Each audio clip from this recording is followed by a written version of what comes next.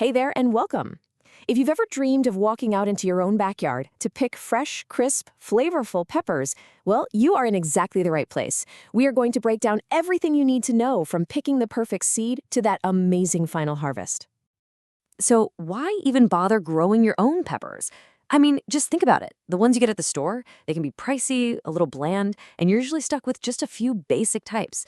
But when you grow them yourself, oh man, you open up this entire world of incredible flavor, amazing colors, and unique spices that you will literally never find in a supermarket. The taste alone is a complete game changer. And it's not just about the taste. Peppers are absolute nutritional powerhouses, just packed with vitamins A, B6, and C. And get this, here's a fun little fact. Red peppers are great for sure, but yellow bell peppers can have almost 3 times more vitamin C. So planting a bunch of different colors isn't just for looks, it's actually really good for you too. All right, a quick but important note here. This explainer is all about sharing fantastic gardening tips, but for any specific medical or nutritional advice, you should always consult a professional health expert. So here's the game plan for our pepper adventure today. We're going to start by choosing the perfect pepper for you. Then we'll bust a super common myth that might be holding your plants back. We're going to cover everything from the ideal environment and feeding schedule to fixing common problems and, of course, the best part, reaping all those delicious rewards. Okay, let's dive right in with Section 1, Choosing Your Champion. This is all about setting yourself up for success right from the get-go by picking varieties that are reliable, super productive, and just plain fun to grow, especially if you're new to this.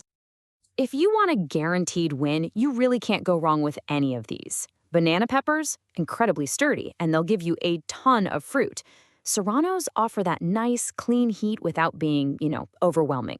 The Jimmy Nardello, it's a sweet Italian heirloom that is just bursting with flavor, perfect for frying up. And shishitos are fantastic. They're not hot, they produce like crazy, and they do great in containers. Now look, I'm a huge believer in growing what you love to eat, but it's good to go in with your eyes open.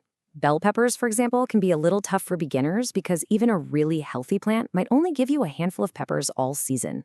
And super hots, like ghost peppers, they take a really long time to mature and can be, well, finicky.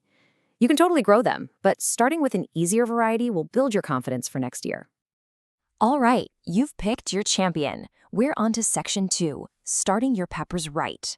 This part is so critical, and we're about to tackle the single biggest mistake that I see so many gardeners make. Okay, picture this. You're about to put your precious little pepper seedling into the garden. You've heard the advice for tomatoes, right? So you're probably thinking, I should plant this thing deep to get more roots. Deeper is better, right? Wrong. Oh, this is such a huge one. This really shows the key difference between peppers and their cousins, tomatoes. You see, tomatoes have these little tiny hairs on their stems that can turn into roots. That's why planting them deep is a fantastic idea. But peppers, they just don't do that. Burying a pepper stem isn't going to get you a bigger root system. In fact, it can seriously stress out the plant and even cause the stem to rot. So let me show you the correct way to transplant your peppers. A day or two before you plant, go ahead and pinch off the lowest set of leaves. This gives those little wounds time to heal over, which helps keep out soil diseases. Then, just dig a hole that's only big enough for the root ball. You want the top of the soil from the pot to be perfectly level with your garden soil. Backfill around it, water it in gently, and that's it. You're set. Okay, your peppers are in the ground and they're happy. Let's move on to Section 3, where we're going to build the perfect home for them to really thrive. It's all about sun, soil, and space. Here is another myth we have got to bust. We think of peppers as these heat-loving plants, so we figure they need to be just blasted by sun all day long. But that's not quite right. In their native subtropical homes, they're actually understory plants. They evolved in the dappled, filtered light of a forest floor, not out in an open field getting scorched for 12 hours straight. So how do we copy that perfect environment? Simple. Aim for about 5 to 8 hours of sun, and if you can, make it that gentle morning sun. Then try to give them some shade from that really harsh afternoon sun. You can do this by planting them a little closer together, say 18 inches apart, so their leaves create a little shady canopy for each other. Or if you're in a serious heat wave, a 40% shade cloth is a lifesaver. Now, if you're growing in containers, let me tell you, size is everything. A pepper plant will literally grow to the size of its pot. A small pot means a small plant and a tiny harvest. I would say the absolute minimum is a 5-gallon pot for each plant.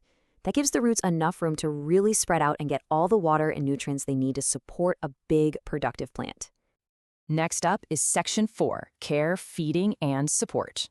We've set the stage, and now it's all about that ongoing routine that's going to lead to a truly spectacular harvest.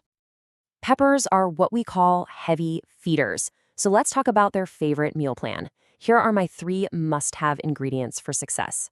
First, a balanced, all-purpose granular fertilizer.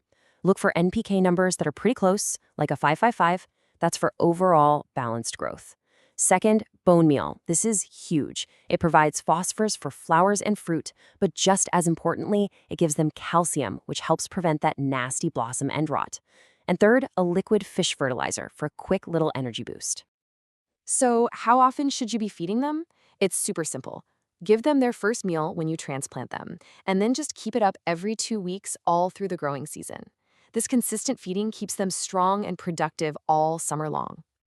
Now, when it comes to water, peppers are a little particular. They do not like to have constantly wet feet. That can lead to root rot. The best way to do it is to douse them thoroughly, give them a really deep drink. Then, and this is the important part, let the top inch or 2 of soil get almost completely dry before you water them again. That wet-dry cycle is exactly what they love. And please don't forget to give them some support. A pepper plant loaded down with fruit gets really top-heavy, and one strong gust of wind can snap that main stem right off. It's heartbreaking.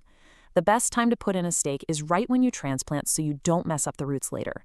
Just put a simple stake or a small cage near the plant, and as it gets taller, loosely tie the main stem to it.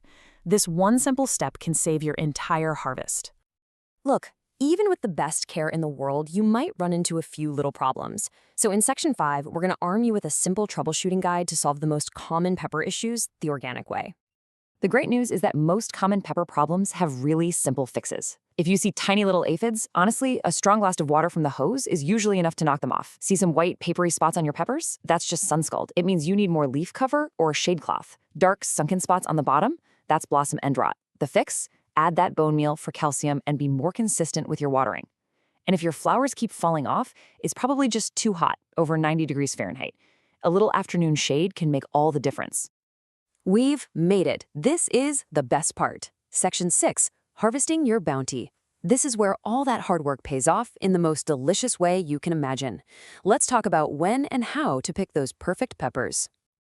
Okay, the most important thing to remember about harvesting is this. Don't be shy about it. When you pick a pepper, you're sending a signal to the plant. You're telling it, hey, you need to make more flowers and more fruit. If you just leave the peppers on the plant for too long, it thinks its job is done, and it'll slow way down. So, the more you pick, the more you're gonna get. And I've got one last pretty amazing secret about your pepper plants. You know, we treat them as annuals, we just toss them out at the end of the season.